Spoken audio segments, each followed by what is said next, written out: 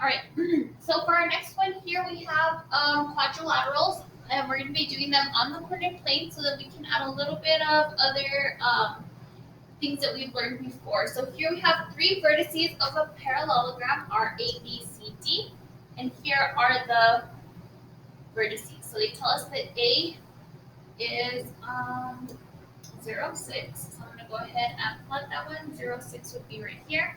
And then I'm going to label it A. This is very important, okay? We have here B is 5, 8. So I'm going to go ahead and find 5, 8. So 5, and then 8 would be about right here. And we're going to label that B. Okay. The third point is C is 5, 5. So C, we have 5. 5 would be about right here. Okay.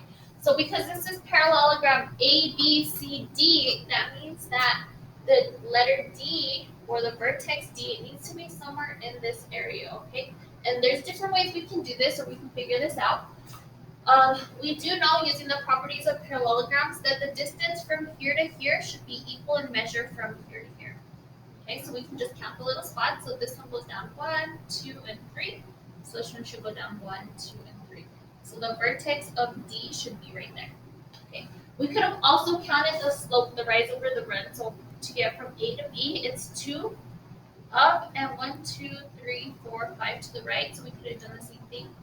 Up 2 and 5 to the right to figure out where point D was. Now that we found it, D is 3, 0. All right, the next one says, show that the quadrilateral with the given vertices is a parallelogram by using the given property. So here they tell us that J is -4, -4.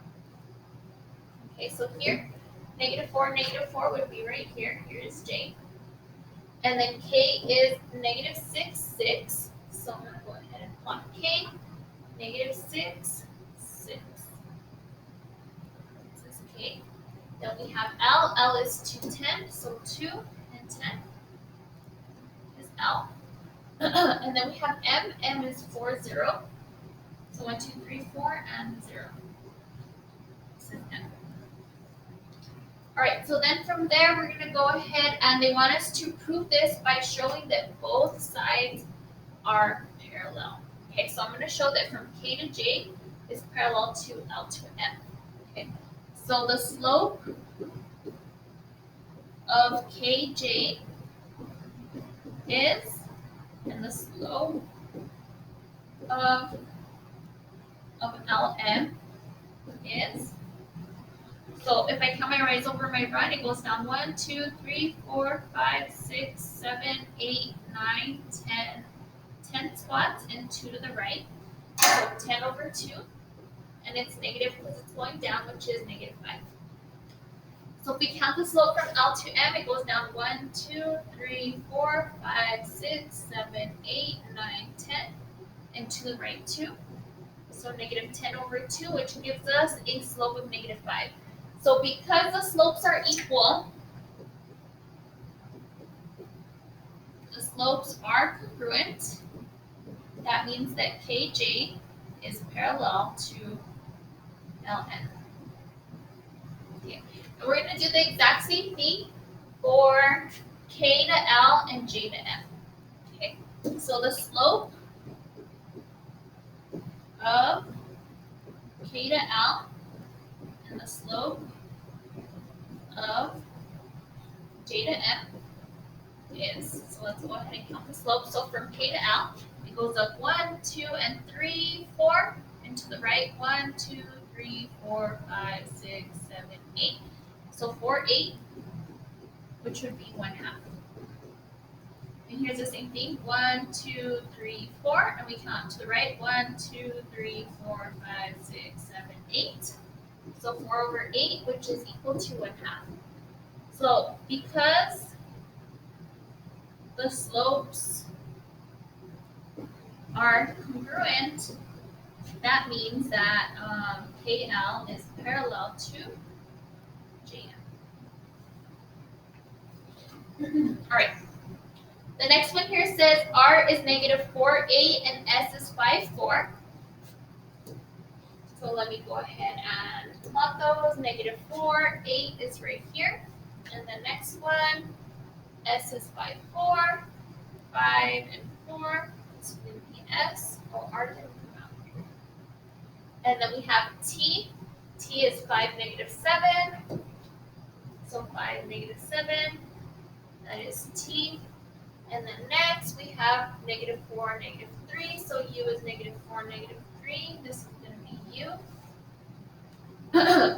And so we're going to show that both the opposite sides are congruent. So to show that the opposite sides are congruent, we're going to show from R to U is the same amount of spaces from S to T. Because it's right on the line, we can just count 1, 2, 3, 4, 5, 6, 7, 8, 9, 10, 11. So from R to U is equal to 11.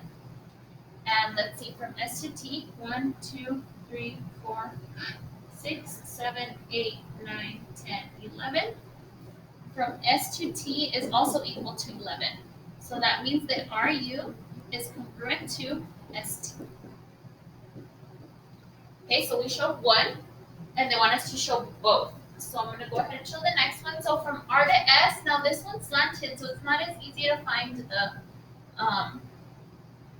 distance like we did right now, and so it is from unity. So the way we're going to do this is by using the distance formula. So to find the distance from RS and ST, here's my distance formula. We're going to take the square root of x2 minus x1 squared plus y2 minus y1. So I don't know if you guys remember this formula from the first semester. If you didn't, it's okay. This is the formula that we're using.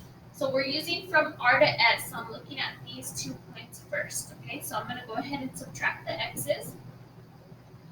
And that's going to be 5 minus a -4, starting with the second point, squared, plus we subtract the y value. So 4 minus 8, and then we square it.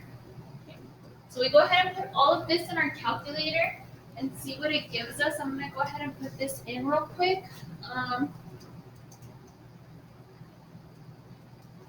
And I believe this gives me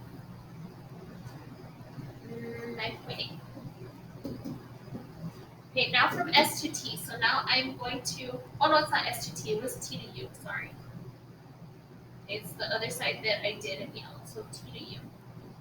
So I'm going to go ahead and now use these 2 points. So we subtract the x values. So -4 minus 5 squared plus we subtract the y values, -3 minus a -7 squared equals.